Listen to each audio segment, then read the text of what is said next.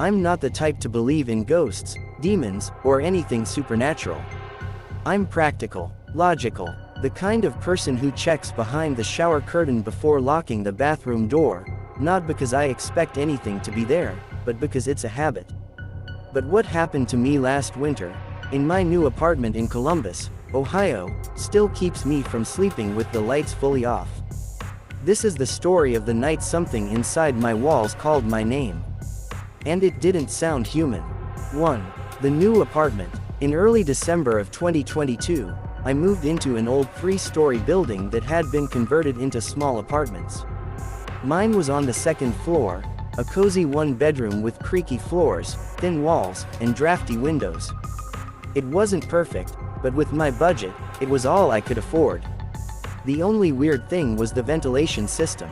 The vents were old metal grates, rusted around the edges, and they connected all the apartments through a single duct system that ran vertically. Meaning if someone upstairs talked loudly, you could hear it faintly through the pipes. The landlord warned me about this on day 1. "You'll hear noises from time to time," he said. "The ducts carry sound. Nothing to worry about." I didn't think much of it, until the night the ducts said my name. 2. The first whisper. It was the 4th night living there. Bitter cold, snowing outside. I was lying in bed scrolling through my phone, trying to sleep. Around 2:30 a.m., when everything was dead silent, I heard something faint coming from the vent above my closet. At first it sounded like static. Then it became something like breathing. Slow, uneven breathing, the kind someone makes when they're scared or hiding. I sat up, confused. The breathing wasn't coming from the hallway. Not from a neighbor's room. Not from outside. It came directly from the metal vent. I swallowed hard. "Hello," I said, half laughing nervously. The breathing stopped instantly. I waited for another sound, but nothing happened. I convinced myself it was just the old pipes and went to sleep. 3. The second night. The next night, it escalated. Around 3 a.m., I was drifting in and out of sleep when I heard it again, the breathing. This time louder, closer, like someone pressing their mouth against the vent. Then came the whisper. Soft, hoarse, slow. Hell, oh, I sat up so fast my head spun. It didn't sound like a neighbor. It didn't sound like a prank. It sounded wrong, like multiple tones layered together. Like someone who didn't know how to talk properly. I forced myself to speak. "Who is that? Which apartment are you in?" No answer. Just a low hiss. Then silence. I stayed awake until sunrise, staring at the vent. The next morning, I told myself I was imagining things. I had work, stress, lack of sleep, all excuses that made sense. But deep down, I knew the truth. Someone, or something, inside the ducts whispered to me. 4. Knocking from inside the wall. 3 nights later, it got worse. At around 1:50 a.m., I was brushing my teeth when I heard it.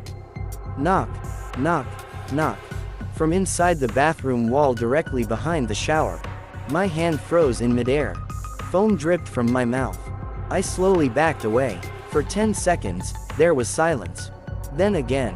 Knock, knock, knock. Not random plumbing. Not the building settling. A pattern. A rhythm. Someone was knocking. Through the wall. I grabbed my phone and recorded it.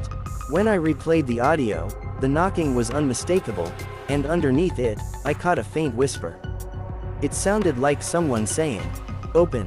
That was the moment fear started to turn into terror. 5. The night it spoke my name. The next night taught me what real fear actually feels like. At 3:17 a.m., I will never forget that number. The vent above my closet rattled loudly. The metal grill shook violently, like someone was clawing from the inside. I jumped out of bed, heart hammering. The vent went silent. Then, through the darkness, through the cold metal, came a whisper so clear it felt like it traveled directly into my skull. "Aiden." My blood went cold instantly. Nobody knew I had moved in yet except my landlord and job manager. Nobody could realistically be inside the duct system, the openings were too small. And no voice should ever sound like that, half human, half static, almost like it was learning how to say my name. I stumbled backward, knocking over a lamp. "Who are you?" I yelled, "Silence." Then, the voice whispered again, this time from the vent near the bathroom. "I see you." My hands went numb. I called 911. 6. Police investigation. 2 officers arrived in under 15 minutes. They searched the entire apartment and checked the vents with flashlights. Nothing. One officer said neighbors sometimes play pranks on new tenants through the ducts. But when I asked which neighbor knew my name, he couldn't answer. The police did something that still scares me to think about. They opened the main duct access panel in the hallway and shined a flashlight inside. "See, impossible for someone to fit in here," one officer said. He was right. The ducts were narrow and rusted. Dusty. Unused. No footprints. No handprints. No signs of anyone crawling inside. Nobody had been in the vents. At least, not physically. The officers left around 4 a.m. I locked every door and left every light on. I didn't sleep at all. 7. The recording. The next day, completely exhausted, I left a voice recorder in my bedroom pointed directly at the closet vent. I set it to record from 1 a.m. to 7 a.m. I tried sleeping on the couch.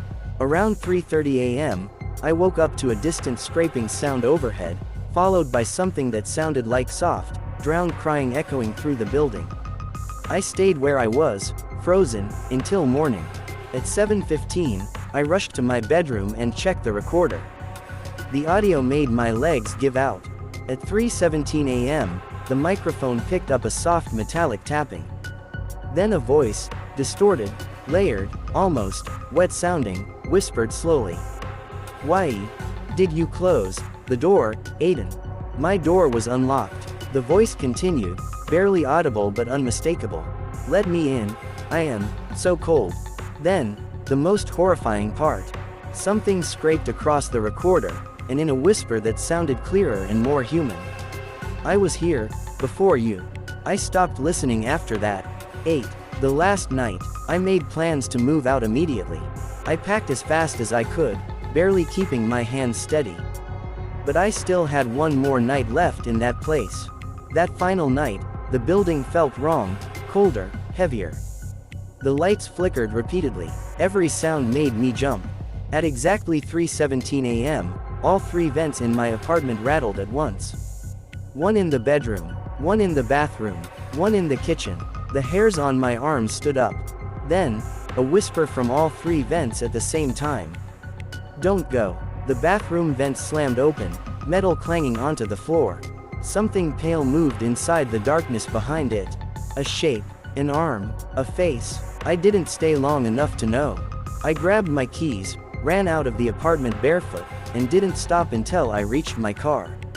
I drove straight to a hotel and didn't return until my landlord agreed to mail me whatever I left behind. 9.